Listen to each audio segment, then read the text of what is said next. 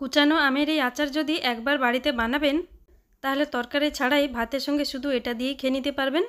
এতটা টেস্টি লাগবে এই আচারটা খেতে। আর একবার বানালে বারবার বানাতে চাইবেন, কারণ এই আমের আচার মাত্র 10 মিনিটের মধ্যে ইনস্ট্যান্ট তৈরি করে নিতে পারবেন, তাও আবার রোদে দেওয়া ঝামেলা ছাড়াই। নমস্কার বন্ধুরা, শকুন্তলা রান্নাঘরে আপনাদের স্বাগত। তাহলে চলুন দেরি না করে রেসিপি স্টার্ট করি। রেসিপি ভালো লাগলে একটা লাইক করতে ভুলবেন না। প্রথমে আচারের মশলা বানিয়ে নেব। মশলা এখানে একটা চামচে করে মেপে নিতে হবে। প্রথমে এক বড় চামচ নেব গোটা জিরে, সেই চামচে মেপে 3 চামচ নিয়ে নেব মৌরি, আর নেব সেই চামচেরই 2 চামচ কালো সর্ষে, আর হাফ চামচ নিয়ে নেব মেথি। ব্যাস এইটুকু মশলাই দরকার হবে আমের ইনস্ট্যান্ট আচার বানানোর জন্য। এবার এই মশলাগুলো একদম লো ফ্লেমে করে 3 থেকে 4 মিনিট একটু রোস্ট করে নেব। খেয়াল রাখবেন মশলা যেন বেশি ভাজা না হয়ে যায়, কালো কালো যেন না হয়ে যায়। মশলাটা দেখুন একটু কালার চেঞ্জ হয়ে গেছে, এটা ভালোভাবে রোস্ট হয়ে গেছে। এবার এই মশলাটাকে নামিয়ে নেব, তারপর একটু ঠান্ডা হতে ছেড়ে দেব। তারপর সেই প্যানের মধ্যেই দিয়ে দেবো সর্ষের তেল। তেল এখানে আমি 1 বাটি মতো নিয়েছি, যতটা দরকার হবে ততটা ইউজ করব আচারের জন্য। গ্যাসের ফ্লেমটা এখানে অন আছে। সর্ষের তেলটা খুব ভালোভাবে গরম করে নিতে হবে, একদম ধোঁয়া বের হওয়া পর্যন্ত। দেখুন তেলটা ভালোভাবে গরম হয়ে গেছে, ধোঁয়া বেরিয়ে গেছে। এবার গ্যাসের ফ্লেমটা অফ করে এটাকে সাইডে রেখে দেব। এদিকে দেখুন মশলা ভাজাটা একটু ঠান্ডা হয়ে গেছে। এবার এটাকে মিক্সার গ্রাইন্ডারে গুঁড়ো করে নিতে হবে। খুব পালিশ করে বা ফাইন করে গুঁড়ো করার দরকার নেই, একটু গোটা গোটা রেখে মশলাটা গুঁড়ো করে নিতে হবে, তাহলে খেতে বেশি ভালো লাগবে। মশলাটাও গুঁড়ো করে নিয়েছি, এবার এটাকেও সাইডে রেখে দেবো। তারপর এদিকে দেখুন আমি নিয়ে নিয়েছি আম আর কাঁচা লঙ্কা। আম এখানে আমি 400 গ্রাম মতো নিয়েছি, আর এই আমগুলোতে আঁটি হয়নি, নরম নরম আম নিয়েছি। আপনি চাইলে আঁটিওয়ালা আমও নিতে পারেন। আর এখানে নিয়েছি কাঁচা লঙ্কা। কাঁচা লঙ্কা এখানে আমি 100 গ্রাম মতো নিয়েছি, কারণ কাঁচা লঙ্কাগুলো অনেক ঝাল আছে, সেজন্য আমি একটু কম করে নিয়েছি। এবার আম দুটো কেটে নেব। প্রথমে আমের মোটা দিকটা কেটে বাদ দিয়ে তারপর মাঝখান থেকে কেটে এর দানাটা বের করে নিতে হবে। তারপরে আমগুলোকে পিস পিস করে কেটে নেব। এখানে আমের খোসা ছাড়ানোর দরকার নেই, খোসা সহ আমের আচার খেতে খুব ভালো লাগে। তবে আপনি চাইলে খোসা বাদ দিয়েও এই আমের আচার বানিয়ে নিতে পারেন। আম আর কাঁচা লঙ্কা এখানে আমি আগে থেকে ধুয়ে একদম শুকনো করে নিয়েছিলাম। আম আর কাঁচা লঙ্কাতে যেন কোনো রকম জল না থাকে সেটা খেয়াল রাখতে হবে।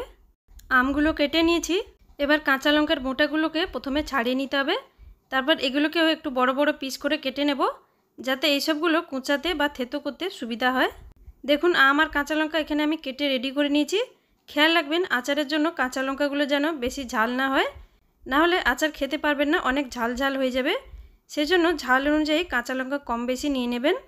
এবার আম আর কাঁচা লঙ্কা কুচানোর জন্য এখানে আমি নিয়েছি শুকনো মিক্সার জার। আপনি এর জায়গায় চপারও ইউজ করতে পারেন।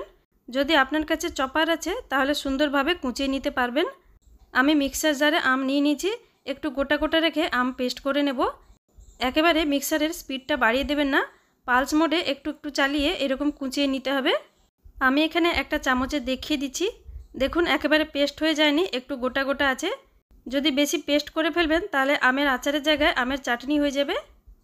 এবার এটাকে একটা শুকনো বাটিতে বের করে নিচ্ছি। শুকনো যে কোনো কাঁচের বাটি বা স্টিলের বাটিতে নিয়ে নেবেন। এবার পুরো আমগুলো এরকমভাবে কুচিয়ে নেব। তারপর সেই মিক্সার জারে কাঁচা লঙ্কাগুলোকেও কুচি কুচি করে নেব বা থেতো মতো করে নেব। দেখুন কাঁচা লঙ্কাগুলোকেও একই রকমভাবে কুচিয়ে নিয়েছি। এবার এই কাঁচা লঙ্কাগুলোকেও আমের সঙ্গে নিয়ে নেব, তারপর ভালোভাবে মিশিয়ে নেব। একটা চামচ সাহায্যে খুব ভালো করে মিশিয়ে নিতে হবে। দেখুন এবার ভালো করে মিশিয়ে নিয়েছি। এবার এই আচারের কালারের জন্য এতে দিয়ে দেবো হাফ চামচ হলুদ গুঁড়ো, তারপর পরিমাণ মতো নুনও দিয়ে দেবো। আম যদি বেশি টক হয় তাহলে একটু বেশি করে নুন দিয়ে দেবেন। নুন হলুদ দেওয়ার পর আবারও ভালো করে মিক্স করে নেব। দেখুন ভালো করে মিশিয়ে নিয়েছি। এবার এটাকে সাইডে রেখে দিচ্ছি।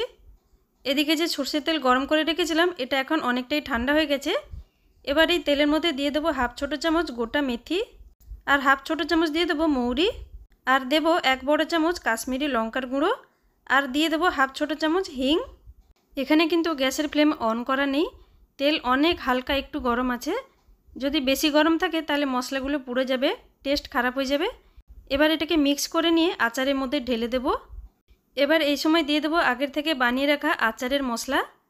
আচার মশলা এখানে আমি 4 বড় চামচ মতো দিয়ে দিলাম। আপনি চাইলে মশলা একটু কম বেশিও করে নিতে পারেন। এবার সব কিছু খুব ভালোভাবে মিক্স করে নেব।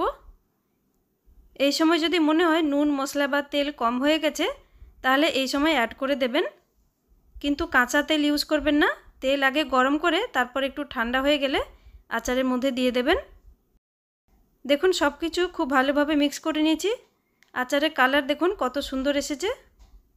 এই আচার আপনারা বেশি দিনের জন্য রাখতে চাইলে একটা শুকনো কাচের জারে বা বয়েমে ভরে রোদে দিয়ে 3 থেকে 4 দিন রোদ দেখিয়ে দেবেন। তাহলে কী হবে, 1 বছর অবধি ভালো থাকবে।